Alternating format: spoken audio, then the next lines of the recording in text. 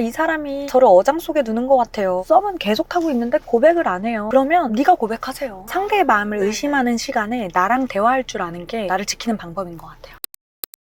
우리 다정이들이 썸 탈 때 헷갈리는 부분이 있을 것 같아. 이 사람이 날 좋아하는 게 맞나? 우리가 연인이 될 수 있을까? 많이 헷갈리거든요. 의심하게 되고. 그런데 이 질문들을 하면 어려운 일은 없을 거야. 상대를 알 수 있는 가장 첫 번째 질문은 요즘 가장 관심 있는 분야나 미래를 계획하는 것에 있어서 중요하게 생각하는 건 뭐예요? 그런 질문인데 둘 중에 하나거든? 최근에 관심이 없는 게 있을 수 있어. 최근에 너무 바빠서 관심을 둘 여유가 없는 사람일 수 있다면 미래에 대한 계획을 얘기하실 거고, 사실상 미래에 대한 계획은 구체적이지 않다면 요즘의 취미를 얘기하실 거야. 그 두 가지의 질문을 한 번에 했을 때 그 사람이 미래를 계획하는 형인가 지금의 행복을 잡는 사람인가도 알 수 있지만 물꼬를 트기 좋아. 너의 취향을 알고 싶다는 거고 그 사람의 관심사나 그 사람과의 미래의 합을 맞춰볼 수 있는 좋은 질문이라고 생각하거든. 먼 미래보다 앞으로의 3년 정도를 어떻게 좀 쌓아가고 싶으셨어요, 시간을? 이 정도의 질문은 해볼 법하다. 그 질문을 하면 대화의 깊이가 깊어진다. 분명. 근데 그런 정도의 질문을 20대 중후반 이후에 안 하거나 계획이 없는 사람은 대화의 깊이가 깊어지기 어렵지. 그냥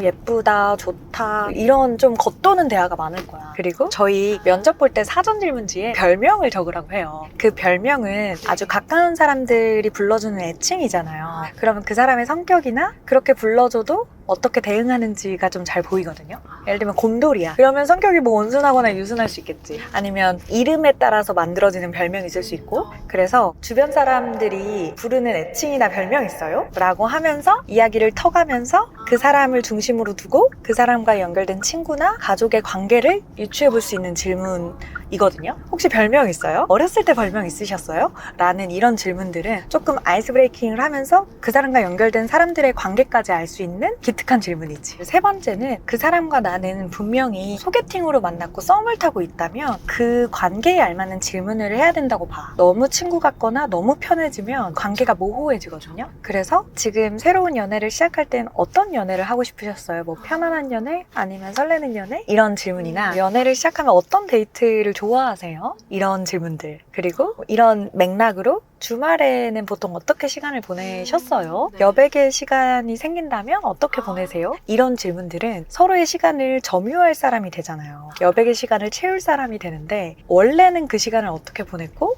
연애를 한다면 그 시간을 어떻게 보내왔었는지 그게 그 사람의 발자취니까 그런 식으로 질문들이 이성 간에 나누는 질문으로 구체화돼야 그 대화 자체가 설레거든요. 그렇게 만들어 가야 사랑 인연이 되기 쉽다. 편하고 그냥 친구 관계로 남을 수 있겠지만 상대를 이성으로 알아보고 싶다면 그런 방향의 질문들이 도움이 되지. 꼭 해봐야 될 질문이네요.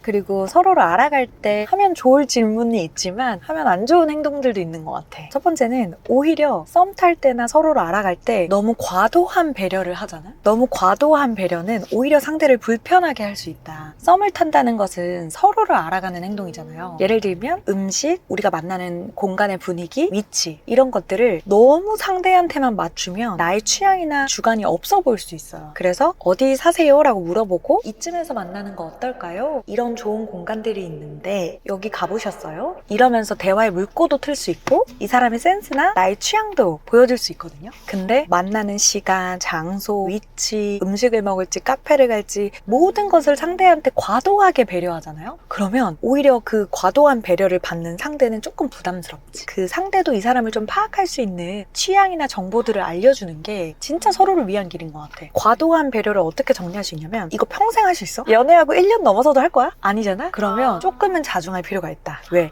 나중에 변했다고 하거든. 계속 못할 거면 썸 탈 때도 과하게 배려해서는 안 된다고 생각해. 서로가 진짜 서로를 알아보는 기간이잖아요. 그래서 내가 일부러 보여주는 행동이나 과도하게 배려하거나 적당한 선을 넘게 되면 어떤 형태로도 상대가 불편해하거든요. 그래서 진짜 나를 마주하게 하면 좋을 것 같아. 그래서 진짜 두 번째는 상대에게 너무 과도한 배려를 해서도 안 되지만 너무 본인 취향만 얘기하거나 본인 이야기만 하는 것은 썸을 떠나 그냥 인간으로서의 매력을 느끼기 어렵죠. 그 썸 탈 때 본인의 어필을 한다고 저는 자가가 있고요. 연봉 얼마고요? 저는 주식 수익률이 30%고요. 이런 얘기 있지. 안 궁금해. 이런 얘기만 하는 것은 상대를 속물로 보는 거랑 마찬가지거든요. 상대는 이 사람의 성격, 이 사람의 마음, 이 사람의 생활 패턴이 궁금한 건데 자꾸 본인의 재력이나 비전이나 이런 거를 과하게 어필하는 것은 오히려 마이너스 요소가 될 것 같아요. 그러니까 여자든 남자든 자기의 벌이나 자산이나 비전이나 사업 같은 얘기들을 많이 하게 되면 크게 매력 어필이 안 된다. 오히려 상대를 속물로 보이게 하는 요소이기 때문에 그런 부분을 좀 하고 싶어도 내가 자랑할 게 뒤에 이만큼 있어도 좀 참아. 자기 자랑을 자기 입으로 하는 것만큼 멋없는 게 없거든요. 타인의 입으로 혹은 어쩌다가 알게 되는 게 진짜 멋이에요. 마음 조급해져가지고 이 사람한테 재력으로 어필해보고 싶다라는 생각은 접어라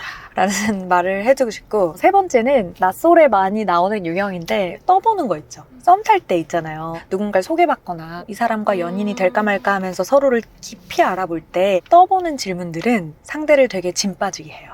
예를 들면 여자 많은 거 아니에요? 주말에 바쁜 거 아니에요? 그냥 물어보면 되잖아. 어떤 사람을 좋아해요? 이상형이 뭐예요? 주말엔 뭐 해요? 물어보면 되는데 떠보는 거. 그러면 상대가 잘못한 것도 없는데 변명을 해야 돼. 상대가 자꾸 변명을 하게 만드는 그런 대화법은 굉장히 잘못된 거죠. 그래서 괜히 불안한 마음에 나를 좋아하는지, 나를 사랑하는 게 맞는지, 나에게 관심 있는 게 맞는지 확인해보고 싶어서 떠보는 질문은 매력적이지가 않다. 상대를 굉장히 진 빠지게 하는 일이다. 이 많이 떠보는 사람들의 특징이 난 두 가지라고 생각하는데, 첫 번째는 자존감이 낮은 사람. 연애에 있어서 자존감 낮은 분들이 많이 떠봐요. 그리고 두 번째로 이런 질문을 하면 이 사람이 진짜 내가 이 사람을 좋아한다고 착각할까 봐. 왜? 난 지금 어장 관리하고 있거든. 본인 어장에 최소 물고기 3마리가 있거든. 그리고 상대가 자꾸 떠보잖아. 그러면 명확하게 얘기해줘도 돼요. 저는 당신에게 호감이 있고 주말에 연인과 함께 보낼 준비가 되어 있는 사람입니다. 라고 떠보는 질문에 답변을 하시는 게 오히려 더 멋진 답변이 아닐까 싶어요. 그래서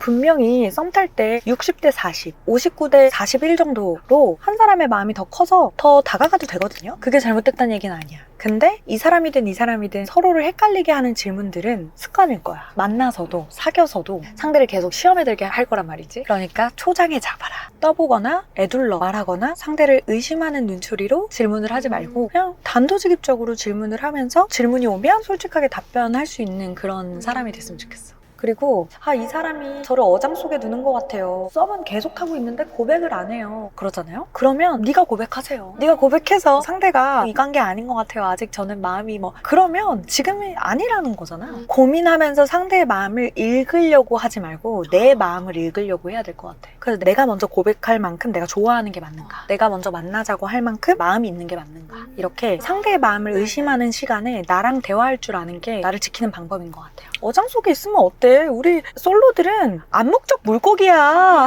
어디에 잡혀갈지 모른다고. 그러니까 내가 이 물이 좋으면 어장 속에 있어야지 어떡해. 당신이 좋으면 고백하고 빠이면 빠이하고 사랑에 있어서 자존감이 높은 다정이들이 됐으면 좋겠어요.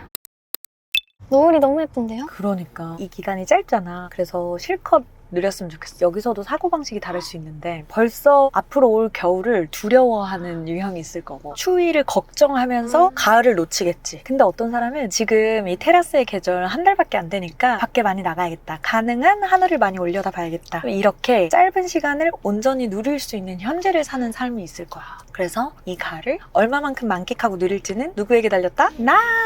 나에게 달렸다. 실컷 누리자고 우리는. 정말요.